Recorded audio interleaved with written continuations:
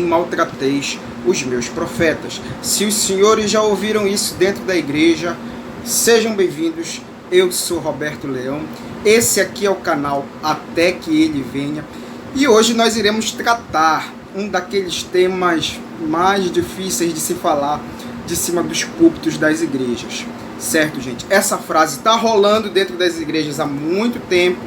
As pessoas que fazem parte do meio evangélico com certeza já ouviram essa famosa frase: olha, não toqueis nos meus ungidos e nem maltrateis os meus profetas. Mas nós estamos aqui hoje para conversar, para fazer uma reflexão aqui, para saber se essa frase está sendo aplicada dentro da igreja no seu verdadeiro sentido. Vem comigo. A frase "não toqueis nos meus ungidos e nem maltrateis os meus profetas", ela é um versículo bíblico, tá, galera? Ela não é uma frase que as pessoas inventaram assim aleatoriamente, está escrito lá na Bíblia. É Salmo 105, versículo 15. E a gente tem que entender o contexto desse Salmo 105.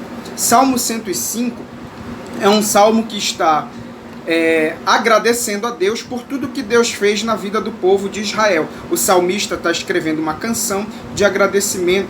E nessa canção ele começa a citar vários feitos de Deus. Deus abriu o Mar Vermelho para Israel sair do Egito. O Deus que derrotou as nações inimigas do seu povo quando eles estavam no caminho de Canaã. O Salmo fala disso.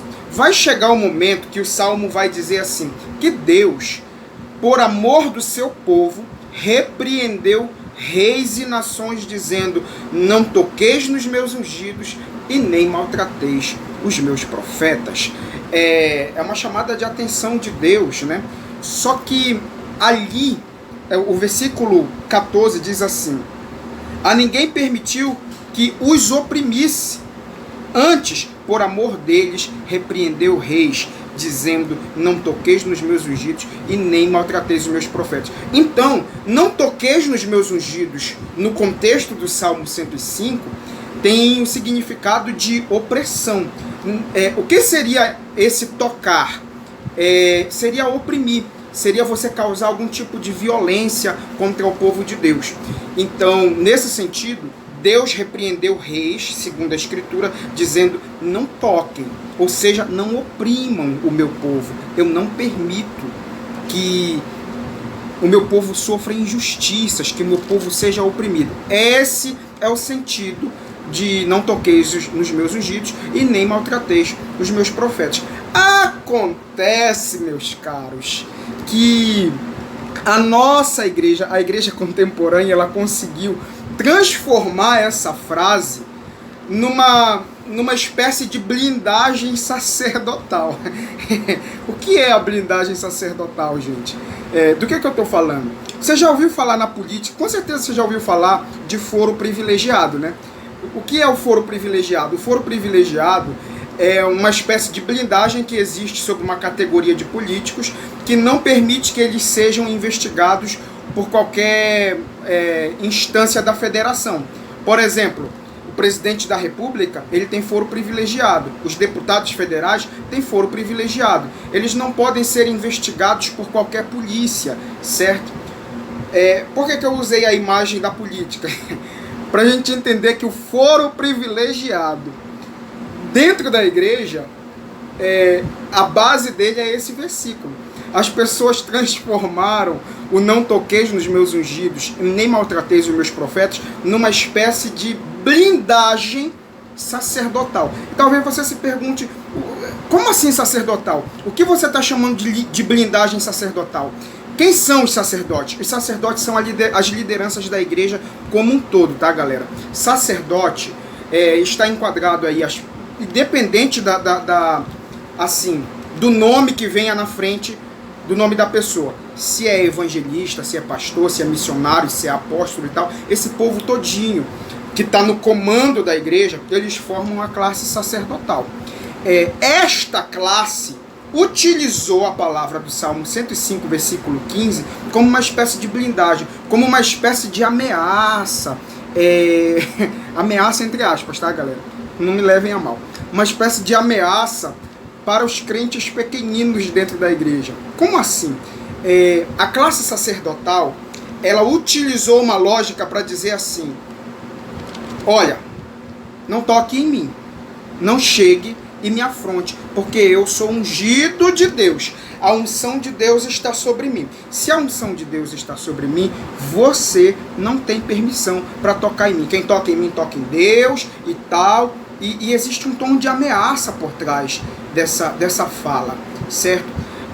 As lideranças da igreja, elas se utilizam muito desse versículo para falar, para se impor como uma espécie de classe intocável dentro da igreja. Às vezes, quando você tenta fazer uma pergunta sobre um ensino, sobre uma prática, sobre uma diretriz estranha que foi ensinada por um determinado pastor dentro da igreja, sempre se levanta alguém que diz assim: ei, não fale nada, porque lá na Bíblia está escrito: não toqueis nos meus ungidos e nem maltrateis os meus profetas. Mas está errado, gente. Eu vou explicar por que está errado. O não toqueis nos meus ungidos e nem maltrateis os meus profetas, além dele criar uma blindagem sobre a classe sacerdotal, é como se ele criasse uma lógica de obediência cega. Vocês sabem que os cristãos, eles são famosos assim na boca do povo por ser taxado de um povo. O povo cristão é taxado de gente que obedece as coisas cegamente, certo? Muitas vezes as pessoas afrontam os cristãos assim: ah, esses caras aí, eles não refletem, eles não pensam, eles só obedecem. E na verdade a Bíblia não nos ensina isso. A Escritura Sagrada não diz que a nossa postura de obediência tem que ser de obediência cega. Pelo contrário, gente, nós temos exemplos na história fatídicos, muito sérios, de que a obediência cega, ela pode trazer sérios danos, não só para a vida da pessoa, para a vida da sociedade. Eu vou te dar um exemplo histórico que talvez você conheça.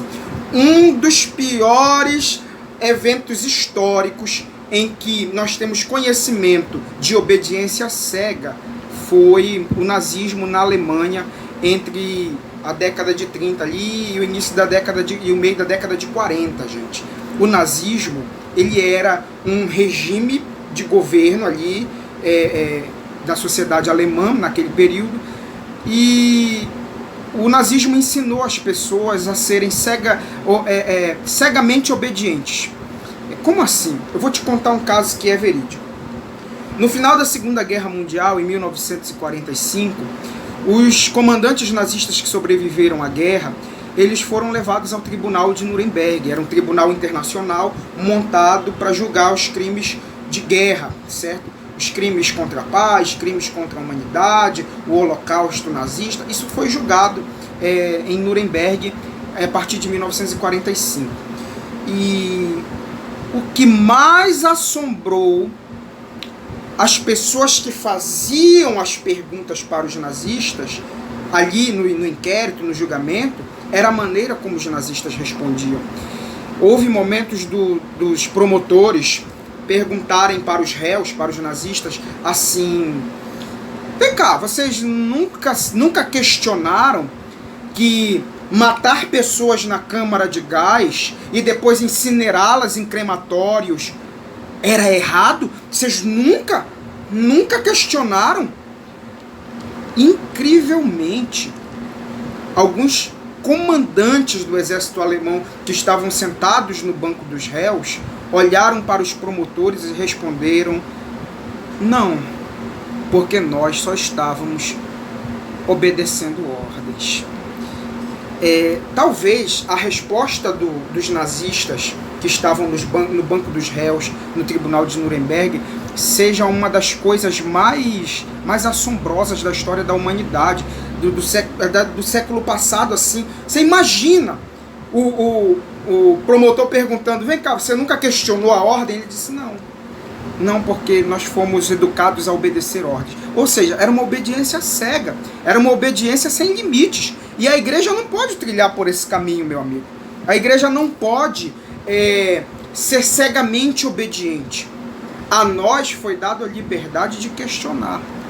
Esse negócio de a liderança são os ungidos, eles não podem ser tocados. de fato, eles não podem ser tocados naquela categoria da opressão. Mas nesse sentido, crente nenhum pode ser oprimido. Pessoa nenhuma pode ser massacrada. O que seria me oprimir, gente? O que seria me oprimir? Seria uma pessoa chegar e, de repente, ela atrelar ao meu caráter coisas que eu não faço. Sei lá, ela chegar por aí dizendo que me viu furtando, ou me viu, sei lá, na prostituição. Enfim, a pessoa chega, fala de uma coisa que eu não faço e depois sai espalhando. Isso é uma forma de opressão.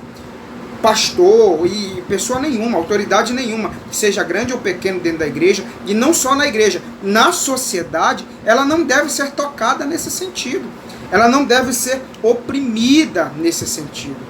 Mas, quanto a questionamentos, as lideranças da igreja, elas não estão blindadas contra os possíveis questionamentos que devem ser feitos quando essas lideranças começarem a ensinar coisas duvidosas, quando essas lideranças começarem a ter práticas duvidosas. Certo, senhores?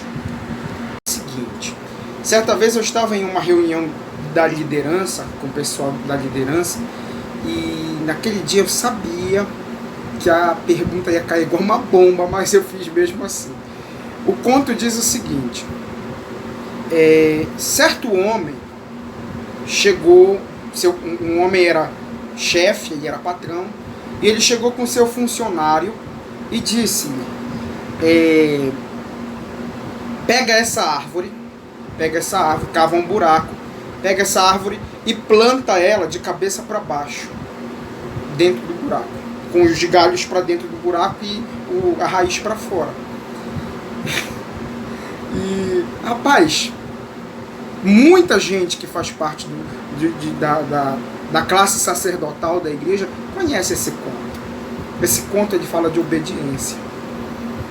E depois que eu fiz a historinha, eu olhei para o auditório e perguntei a eles: o que vocês fariam? Uma pessoa chegou com vocês e disse: pegue uma árvore e plante ela de cabeça para baixo. Mas só que você tem plena consciência de como se planta uma árvore. Não é de cabeça para baixo. Aquela não é a forma correta. Você sabe que estão te mandando fazer uma coisa errada. Mas o que você faria? Aí eu saí perguntando de um por um. E a primeira pessoa que me respondeu me disse assim: eu plantaria. Eu disse: eita, vai alterar. Eu disse: vai dar problema isso aqui, meu amigo. Aí o segundo respondeu: eu não plantaria, porque eu tenho consciência de que a pessoa está me mandando fazer uma coisa errada. E um por um foi respondendo. Uns disseram que plantariam, porque na verdade, porque eles afirmavam assim: nós fomos ensinados a ser obedientes. Então, se o meu chefe, se o meu líder está me mandando fazer, eu faço, porque obediência agrada a Deus.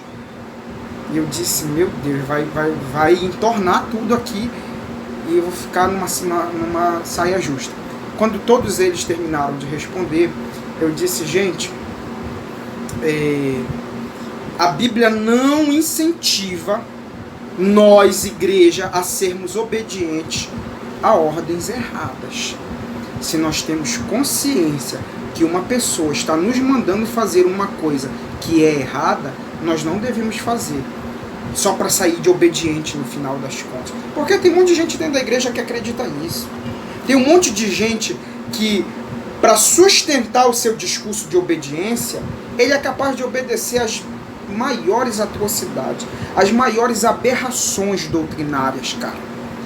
E é isso que é por isso que eu resolvi fazer esse vídeo. Porque muitas vezes as pessoas não questionam aquilo que lhes mandam obedecer, porque elas têm medo. Elas têm medo de tocar no ungido. Elas têm medo do profeta se sentir maltratado. Meu velho, deixa eu te falar uma coisa. Se Jesus partisse desse princípio, ele nunca teria questionado os fariseus. Ele nunca teria indagado acerca da doutrina dos fariseus. Nunca, jamais. Sabe por quê? Vamos partir do princípio de que Toda autoridade ela é constituída por Deus. A Bíblia diz isso. Toda autoridade é constituída por Deus. Se o pastor está lá, é porque Deus constituiu. Se a liderança política está lá, é porque Deus constituiu. Mas se toda autoridade constituída por Deus, nós tivermos que obedecê-la cegamente, seria tão certo dizer que Jesus não poderia questionar os fariseus. Os fariseus eram autoridades constituídas. O poder dos fariseus era legal. A autoridade deles era reconhecida. Eles eram líderes de uma instituição. E Jesus vai lá e questiona. E Jesus vai lá e chama eles de hipócritas. E Jesus vai lá e chama os caras de sepulcro arrumado. Jesus diz, vocês são igual um sepulcro arrumado. Por fora, ele está adornado. Por dentro, ele está cheio de ossos de mortos e imundícia. Jesus questiona as lideranças do tempo dele. Paulo questionou muito. E Pedro? Você sabe o que Pedro disse em Atos dos Apóstolos? Atos 5:29. Em certa ocasião, Pedro foi preso. E chegou o momento dos juízes chegarem lá e ameaçarem ele. E disseram para ele assim, olha, meu velho, é o seguinte, a partir de hoje, você está proibido de falar de Jesus. Hoje você vai pegar uma surra aqui. Da próxima vez, se a gente te achar falando de Jesus de novo, da próxima não vai ser só uma surra. Você vai sofrer consequências mais duras. Você sabe o que Pedro responde para os fariseus? Pedro olha para eles assim, está lá em Atos 5:29, não acredite em mim, não, leia o texto. Pedro olha para eles e diz assim, tudo bem, só que mais importa obedecer a Deus do que aos homens. Sabe o que Pedro está dizendo? Pedro não está incentivando a desobediência. Pedro está dizendo que em determinados momentos você tem que escolher. Ou você obedece a Deus, ou você obedece aos homens. Porque tem muita ordem sendo dada hoje dentro da igreja que são ordens de homens. Questione, pergunte. Pergunte qual é o valor por trás daquele mandamento. Pergunte qual é o objetivo daquela ação. Pergunte sobre o destino de verbas dentro da igreja. Não é errado. Não é errado você querer saber o que as pessoas estão fazendo com os recursos que elas recolhem. Não é errado, não é pecado. Você não está tocando no ungido e nem maltratando o profeta. Você está tratando com a verdade, meu amigo. A vida da igreja deveria ser uma vida em verdade. As pessoas que compõem a igreja deveriam ter uma honestidade linguística absurda. Nós deveríamos ser honestos na nossa maneira de falar. Nós deveríamos ser extremamente verdadeiros para nos expressar. Não deveria ter meias palavras, não deveria ter frases truncadas no nosso diálogo. Enquanto igreja, as coisas deveriam ser ditas claramente. Como Pedro disse, eu não vou obedecê-los. Eu não vou obedecê-los, eu vou obedecer a Deus. Então, meu amigo, se alguém chegar com você com essa conversa de não toqueis nos meus ungidos e nem maltrateis os meus profetas, não se amedronte. Eu não estou aqui incentivando você a afrontar as pessoas. Eu estou te dizendo que você tem sim liberdade para questionar quando for necessário questionar. Autoridade nenhuma dentro da igreja, seja o que for, seja presbítero, seja pastor, seja apóstolo, seja evangelista, seja o que for. Se ele estiver fazendo alguma coisa de caráter duvidoso, pergunte, questione, chegue lá. Você não precisa ofendê-lo. Perguntar não ofende, meu amigo. Vá lá e faça a pergunta para eles. Jesus indagava as autoridades do seu tempo. Paulo indagava. Pedro indagava. Aí talvez você diga, mas esses homens eram lideranças da igreja. Mas eles deixaram escritos. O exemplo deles está lá. Agora, se eu não posso imitá-los quanto à sua postura, quanto à sua indagação, fica complicado. Gente, esse tema é muito delicado. Isso as pessoas têm medo de tratar em cima dos púlpitos das igrejas, mas nós estamos aqui para tratar. Eu sou Roberto Leão, esse aqui é o nosso canal, até que ele venha. Faça a sua inscrição, compartilhe com as pessoas essas informações, posta lá no grupo da família, no grupo do WhatsApp, posta nas tuas redes sociais, ajuda esse trabalho a crescer, certo? Porque tem muita gente que precisa ouvir acerca desses temas que nós tratamos aqui, certo, meu caro? Deixa teu like, faz a tua inscrição e acompanha o nosso conteúdo, tá certo, meu irmão? Muito obrigado pela tua atenção, deixa teu comentário aí, se você não concordou, você tem todo o direito de discordar, faça isso, desde que você tenha argumentos, e faça isso com respeito, tá certo? Um forte abraço, Deus te abençoe, até o nosso próximo encontro, até que ele venha.